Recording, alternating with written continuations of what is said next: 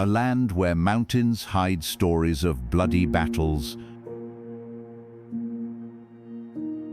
where deep lochs fuel one of the world's greatest legends, and where every ruined castle seems to guard a secret that has endured for centuries.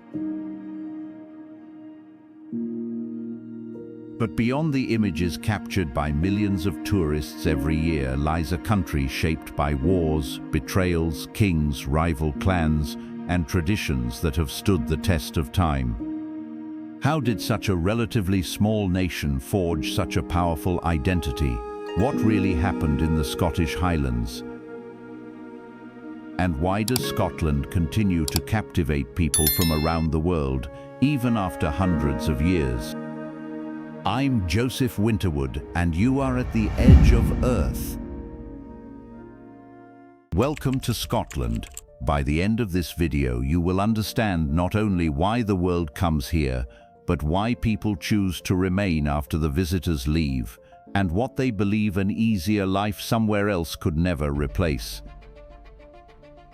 Along the way, we will enter a fortress built on volcanic rock, cross a railway viaduct made more famous by fiction than by engineering, and visit a lake where an unanswered question became an entire industry. But the real story is not why the world comes to Scotland. It is why people stay after the visitors leave. Scotland is a country of 5.5 million people in the northern third of the island of Great Britain. It has its own parliament, its own legal system, its own educational tradition, and its own languages, English, Scots, and Scottish Gaelic. And it has been part of the United Kingdom since the Acts of Union in 1707, a union that continues to be debated, contested, and renegotiated in ways that say as much about Scottish identity as the castles and mountains do. The country covers just under 79,000 square kilometers, and its coastline, counting every sea loch, every headland, every island inlet, is one of the most complex in Europe. There are more than 790 islands off the Scottish coast. 93 of them are inhabited. The landscape is extreme in a way that the photographs suggest, and the statistics confirm. The Cairngorms Plateau in the northeast contains the largest area of land above 1,000 meters in the British Isles. Ben Nevis, at 1,345 meters, is the highest point in Britain and Ireland. The sea lochs of the west coast cut dozens of kilometers inland, the salt water reaching places that feel entirely continental. And the weather, driven by the proximity of the Atlantic and the absence of anything significant between the Scottish coast and the eastern seaboard of North America, is one of the most variable in Europe. 4 seasons in a single day is not a figure of speech, but a reliable description of a Tuesday. The population is unevenly distributed in a way that shapes everything else. More than half of all Scots live in the central belt between Edinburgh and Glasgow, a narrow corridor of cities, towns, and former industrial settlements that runs roughly from the Firth of Forth to the Firth of Clyde. The Highlands and Islands, which make up the majority of Scotland's land area, hold a fraction of the population. The reasons are partly geographical. The land is difficult to farm, the winters are long, the distances from markets and services are real, and partly historical. The Highlands look empty, but the emptiness is not always natural. Sometimes it is what history leaves behind. The Highland clearances of the 18th and 19th centuries displaced tens of thousands of people from the land they had worked for generations, moved from inland straths and valleys to coastal strips, or emigrated to Canada, Australia, and the United States to make way for sheep farming that was more profitable than the people who had been there before. The Gaelic-speaking communities of the Highlands and Islands lost not only their land but the demographic density that had sustained a culture, a language, and a set of oral traditions that were difficult to maintain once the people were gone. The Gaelic language, once spoken across most of Scotland, is now spoken by just over 60,000 people, most of them in the Western Isles, and the question of whether it will survive another generation in any community outside the islands is genuinely open. The contemporary version of this pressure is different in mechanism, but similar in effect. Young people leave for universities in Edinburgh, Glasgow and beyond, find work and housing in the cities, and do not return, not always because they do not want to, but because the conditions for returning are not always there. Housing in island and rural communities has become expensive relative to local wages, partly because of the demand from tourism infrastructure and second home buyers. Schools in some communities have fewer pupils than they had a decade ago. Services that depend on a minimum population, medical practices, transport links, local shops, become harder to sustain as that population declines. For a family on a Scottish island, the calculations involved in ordinary life, the ferry schedule, the distance to a hospital, the availability of childcare, the school the children will attend, are calculations that most people in cities never have to make, but some people make them and stay. Some people leave and come back. And understanding why is the question that will run beneath everything else in this video. Most Scots, however, do not live in that remoteness. They live in the narrow urban corridor where history is not distant at all. It is built into the streets. Edinburgh sits on a set of volcanic hills above the Firth of Forth, and its geography is its biography. The Castle Rock, a volcanic plug, the solidified core of a volcano that was active around 340 million years ago, its softer surrounding rock worn away by glaciation to leave the hard basalt standing, determined where the first fortifications were built, which determined where the medieval town grew, which determined the shape of the city that followed. Edinburgh Castle has been a military and royal stronghold since at least the 12th century, though the rock itself has been occupied since the Iron Age. The view from the castle esplanade takes in the city in all directions, the medieval Old Town running east along the ridge toward the Palace of Holy Roodhouse, the Georgian New Town stretching north across the valley that the Norloch once occupied and that is now the green trench of Prince's Street Gardens, and to the south and east, the hills that give the city its particular quality of being surrounded by landscape while remaining unmistakably urban. The Old Town and the New Town are not simply two historic districts. They are two different answers to the problem of how a city grows. The Old Town is medieval Edinburgh compressed to its practical limit. Tenements 10 and 12 stories high rising on either side of the Royal Mile, the closes and wynds that run off the main street at right angles, connecting levels of the hill that differ by several stories. The whole thing built up and inward because the Castle Rock defined a perimeter and the population grew within it. The New Town, laid out from the 1760s onward, is the response of Enlightenment Edinburgh to that compression. Planned, gridded, spacious, its Georgian terraces and squares designed with an explicitness about proportion and civic dignity that the medieval city never had because it never had the opportunity to plan itself. The two towns, separated by a valley and connected by bridges and the castle, sit side by side as a record of how Edinburgh thought about itself in two very different centuries.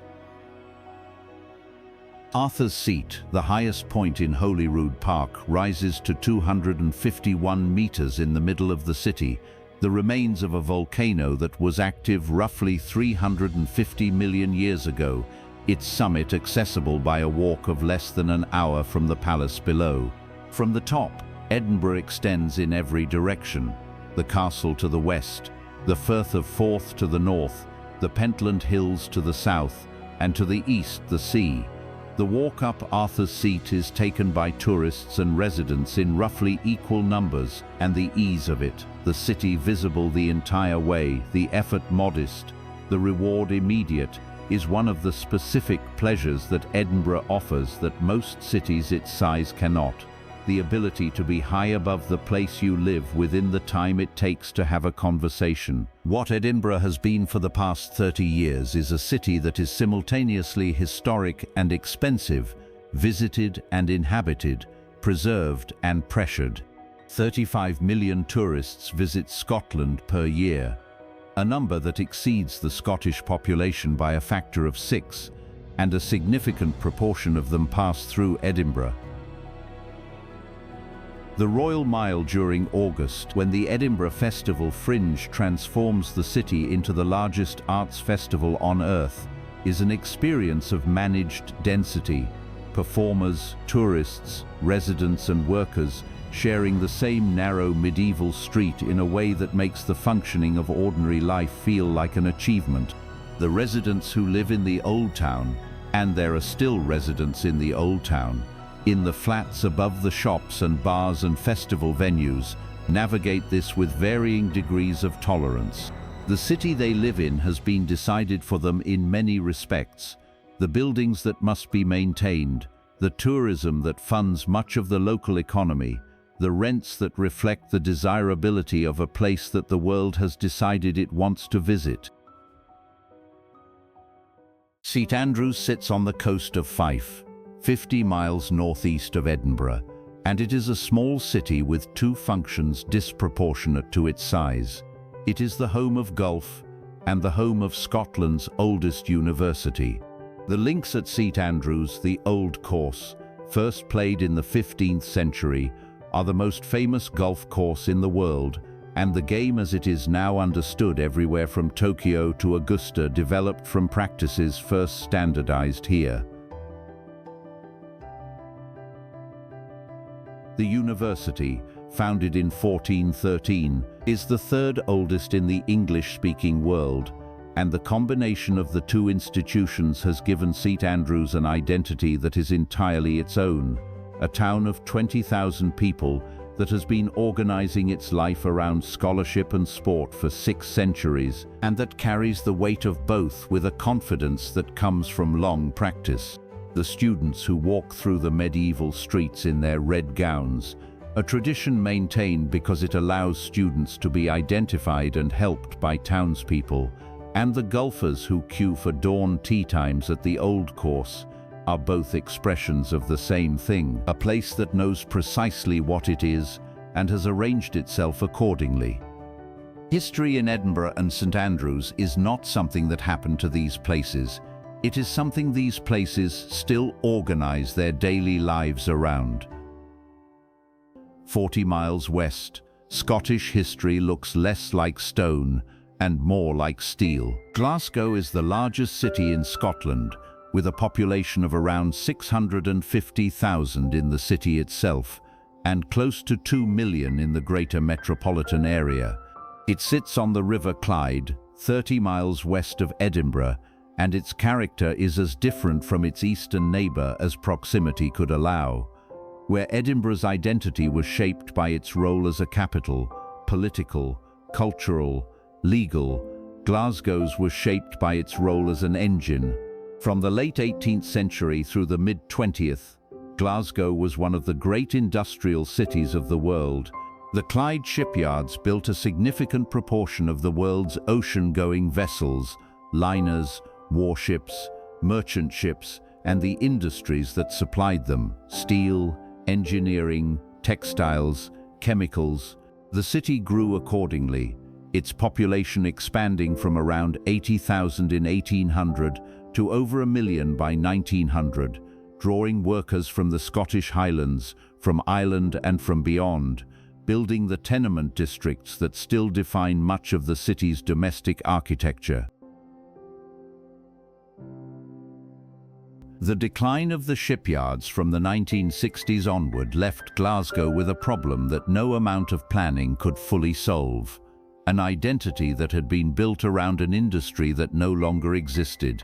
The Clyde, which had been one of the most productive rivers in the world, became for a period one of the most derelict waterfronts in Britain. The communities whose working lives had been organized around the yards, the skills, the shifts, the hierarchies, the culture of labor that the yards had sustained for generations, found themselves without the institution that had defined them. The unemployment and social difficulty that followed was real and severe, and lasted for decades. What Glasgow did with that difficulty is what makes the city interesting. It did not become Edinburgh. It developed a different kind of confidence in its music, in its art, in its comedy, in its directness, in the specific quality of social warmth that Glaswegians describe as belonging to the city and that visitors consistently remark on. The Burrell Collection in Pollock Park, the Kelvingrove Art Gallery, the School of Art designed by Charles Rennie Mackintosh, whose influence on European design was significant enough that his work is still discussed in design schools internationally, are expressions of a city that had taste and ambition independent of its industrial function, and that found ways to express them after that function ended. The former industrial buildings along the Clyde became galleries, universities, restaurants and apartments. The transformation was not seamless and it was not complete, and parts of Glasgow still carry the marks of what was lost. But the city that emerged is a different kind of Scottish city, one whose identity was forged in rupture rather than continuity, and that has found, in that difference, a form of pride. The contrast between Edinburgh and Glasgow is not the cliché it is sometimes made to be, Edinburgh refined and cold, Glasgow rough and warm. The more accurate contrast is this: Edinburgh built its identity around the survival of what it was.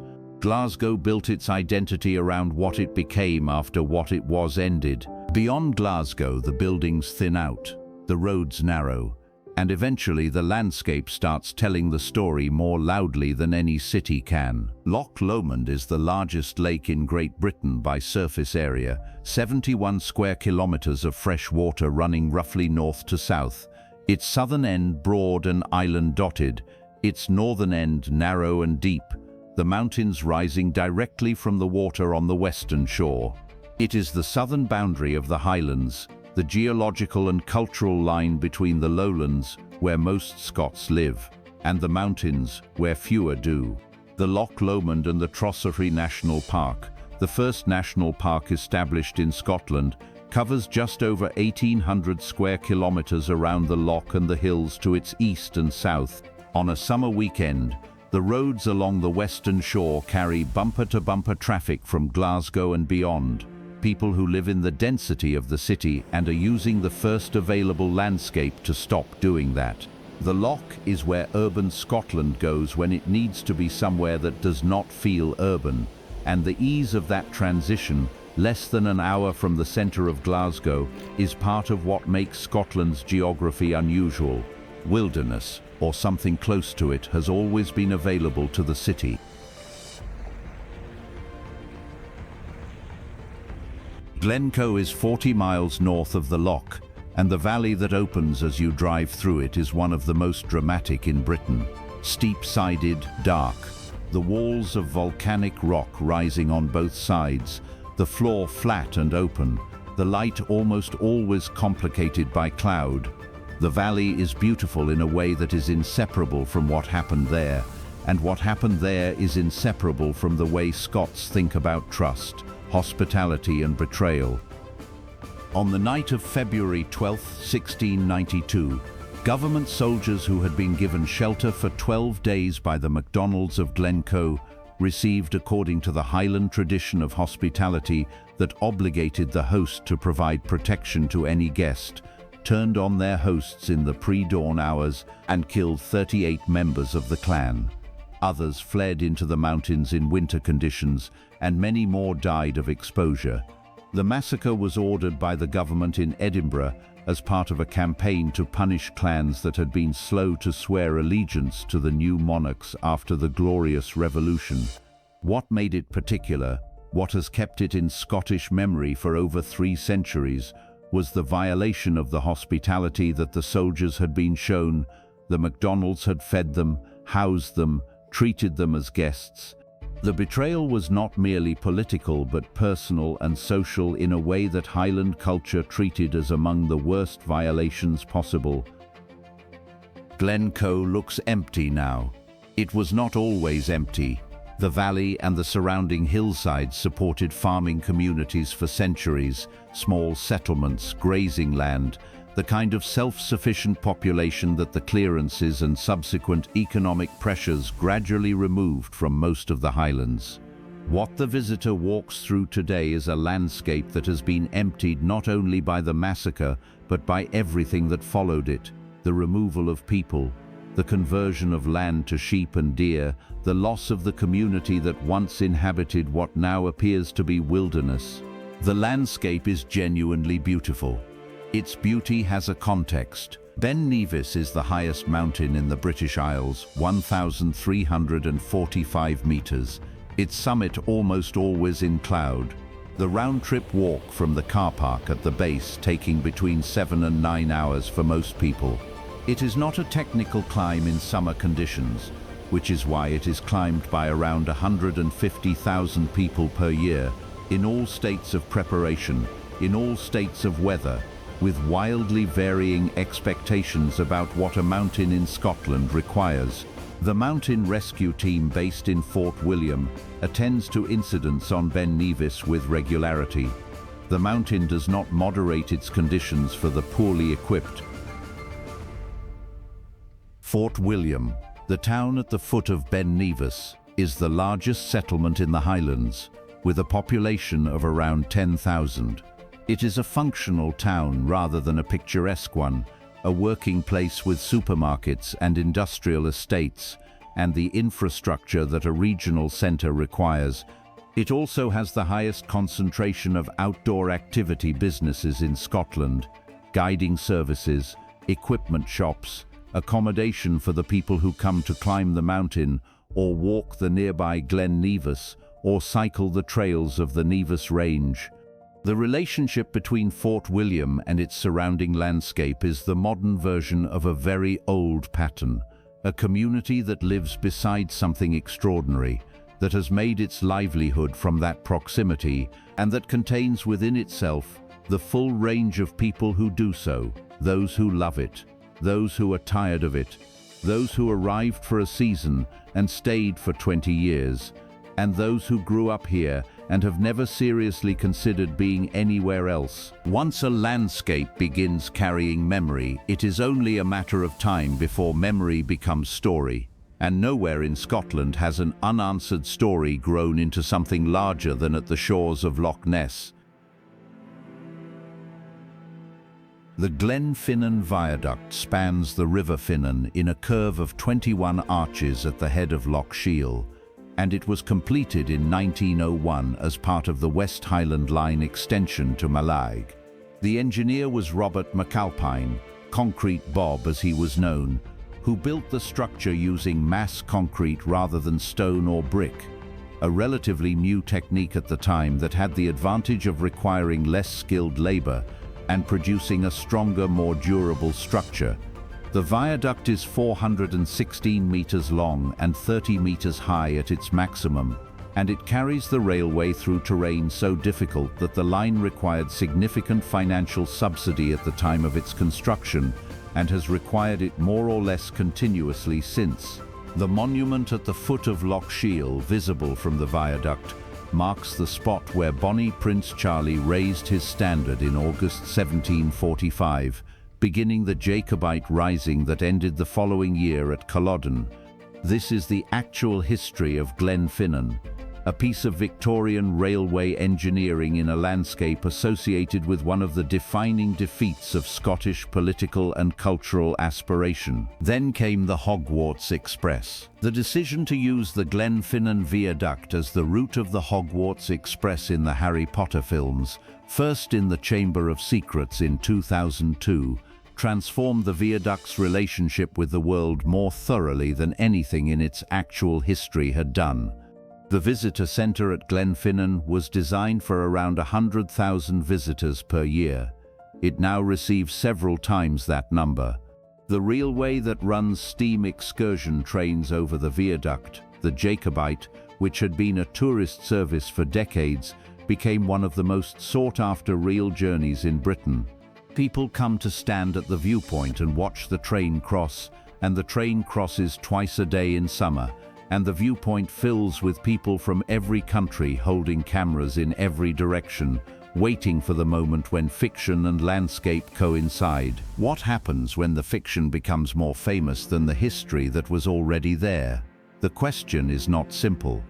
The visitors who arrive because of Harry Potter walk through a landscape that contains the Jacobite monument, the loch, the mountains, the viaduct, and the long story of the West Highland line. Some of them notice, some of them go looking. The fiction opened a door that the history was already behind, and whether the visitors step through it depends on them. What changed at Glenfinnan is the volume and the composition of the crowd. The place itself and the history it contains is unchanged. Loch Ness is 23 miles long, a mile wide on average, and 227 meters deep at its maximum, deeper than most of the North Sea. It contains more fresh water than all the lakes of England and Wales combined. The water is almost completely opaque below a few meters because of the high concentration of peat particles suspended in it, the product of the surrounding moorland, dark enough to block almost all light. In the right weather and the right light, the surface of Loch Ness has a quality that is unlike any other water in Britain. Dark, still, reflecting the hills above it with a precision that makes the surface look solid rather than liquid, the reflection sharper than the original. The first recorded sighting of something unusual in the loch was made in 565 AD by the Irish monk Saint Columba, who described his encounter in a biography written a century later. The modern phenomenon began in 1933, when a local newspaper reported a sighting by a couple driving along the northern shore, and the press coverage that followed produced a wave of reported sightings, investigations and expeditions that has continued, with varying intensity ever since. The famous photograph of 1934 showing what appeared to be the head and neck of a large animal above the water was accepted for decades as evidence and was revealed in 1994 to be a fabrication, a toy submarine fitted with a sculpted head, an elaborate hoax whose perpetrators had died before confessing. Subsequent scientific investigations of the loch, including sonar surveys, have produced no evidence of a large unknown animal. What they have produced is an industry. The Loch Ness Centre in Drummadrochit, the shops selling toy monsters and tartan branded with the Nessie silhouette, the boat tours that set out each morning with sonar equipment and commentary, all of this represents the decision, taken collectively and over time, to build an economy around uncertainty. The monster does not need to exist to be economically valuable. It needs only to remain undisproved. Inverness, the city at the northeastern end of the loch and the administrative capital of the Highlands, processes the Nessie economy with the pragmatic efficiency of a regional centre that has understood for decades that tourism and agriculture and the service economy it provides to the surrounding region are all parts of the same system. Inverness has hospitals, universities, shopping centres and a rail connection to the central belt. It is a city that functions independently of the monster in the loch at its southern edge, while benefiting from the visitors the monster brings to the region. But a place can attract more visitors than ever, and still struggle to remain a community. On the Isle of Skye, that contradiction has become difficult to ignore. Eilean Donan Castle stands on a small island at the confluence of three sea lochs, Loch Duick, Loch Long, and Loch Alsho, on the western coast of the Scottish mainland, and it is the most photographed castle in Scotland and one of the most recognised in the world. The original fortification on the island dates from the 13th century. What stands there now is not that original structure, The castle was largely destroyed by government warships in 1719 during a Jacobite uprising, and it lay in ruin for over 2 centuries before a program of reconstruction began in 1911, funded by the MacRae clan. The reconstruction took approximately 20 years and was completed in 1932. The castle that appears in photographs, in films, on shortbread tins, and in the imagination of people who have never been to Scotland is the result of a project completed less than a century ago. A careful, well-researched reconstruction of what the original might have been, built with the techniques and materials of the early 20th century. This does not diminish the castle. It makes the story more interesting. The road beyond Island Donan leads over the Skye Bridge to the Isle of Skye, an island of roughly 50 kilometers from north to south. Its coastline enormously complicated by peninsulas and sea lochs, its interior dominated by the Cullen Mountains, a range of black gabbro peaks that are among the most technically demanding mountaineering terrain in Britain. Skye has been one of the most visited places in Scotland for decades, and in recent years the volume of visitors has increased to levels that the island's infrastructure, its single-track roads, its car parks, its limited accommodation, was not designed to accommodate. The fairy pools in Glen, the Old Man of Storr, the Queering, the Neist Point Lighthouse, these places appear on social media in volumes that drive visitor numbers to concentrations that the landscape itself sometimes shows. Portree, the island's main town, is a harbour with a ring of painted buildings, the bright-coloured facades of the main street reflected in the water below, that has become one of the most reproduced images of Skye. It is also a working town, with shops and a medical centre and a secondary school and the administrative functions of the island's principal settlement. The people who live in Portree are not living in a photograph. They are navigating the same contradictions that confront island communities across Scotland. Housing that is expensive relative to local wages, partly because of the demand for holiday rentals, services that depend on a population that is aging, a road network that was not built for the traffic that now uses it, and a landscape that is genuinely beautiful and that generates a significant portion of the local economy while also creating the conditions that make ordinary life on the island harder. The Old Man of Storr is a 55-metre pinnacle of volcanic rock on the Trottenish Ridge in northern Skye, the most prominent feature of a landscape of eroded landslip that produces shapes unusual even by the standards of Scottish geology. The walk to it from the car park below is around 45 minutes, steep in places, the path maintained by the Forestry Commission against the erosion that visitor numbers have accelerated. At the top, the rock formations extend in every direction, pinnacles, towers, ridges, and on clear days the view extends to the mainland mountains to the east and to the Outer Hebrides to the west. Neist Point, at the westernmost tip of Skye, is a headland of stepped basalt cliffs above the Minch, the stretch of water separating Skye from the Outer Hebrides, with a lighthouse at the end of a path that descends from the car park above. The view west from the lighthouse shows nothing between the island and the horizon, an expanse of open Atlantic that makes the sense of being at an edge, a limit, feel entirely literal. A place can be full of visitors and still be losing the people who make it a community.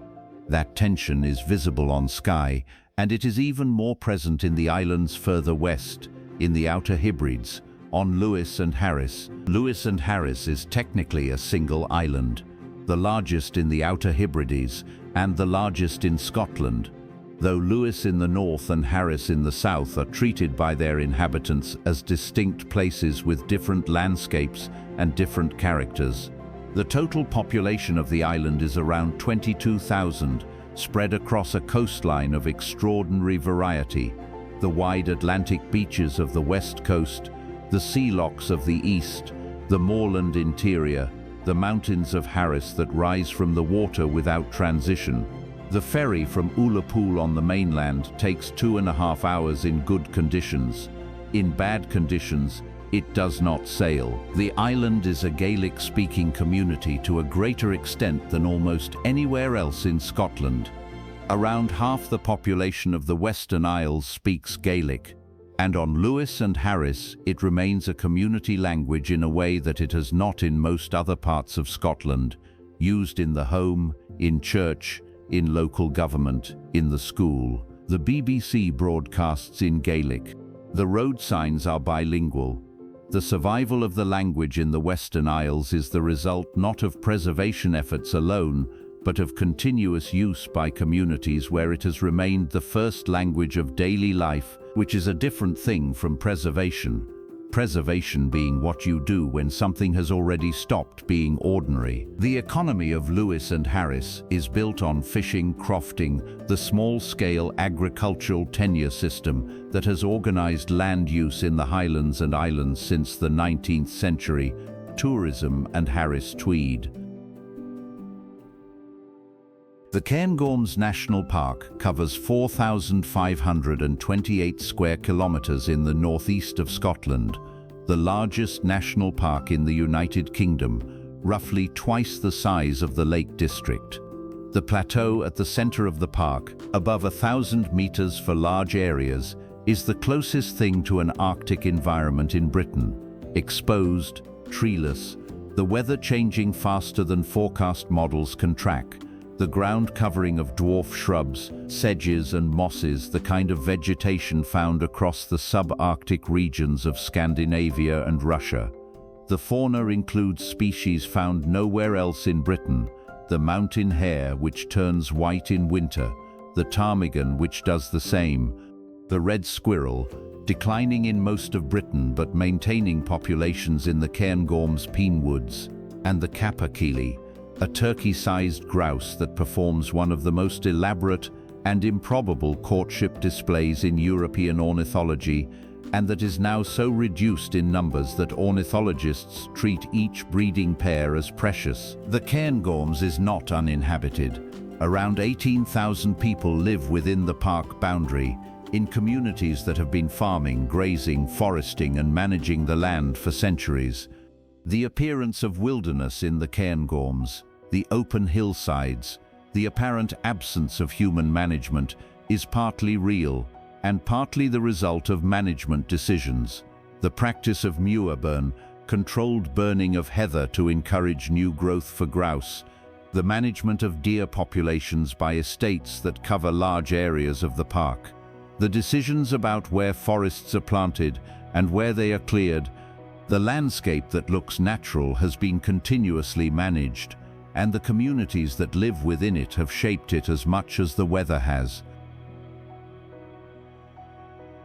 Donan Castle stands on a headland of rock above the North Sea, 3 kilometers south of the town of Stonehaven on the Aberdeenshire coast.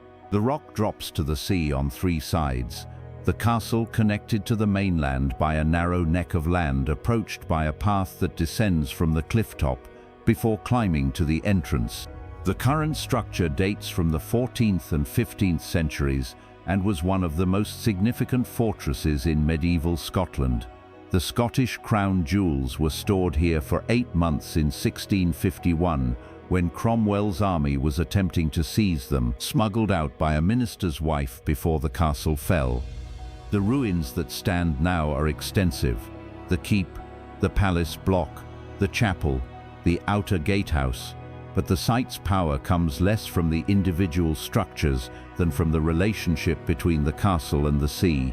From the walls, the North Sea extends to the horizon in 3 directions, grey, green and cold, and the sound of the waves on the rock below is audible even in calm weather.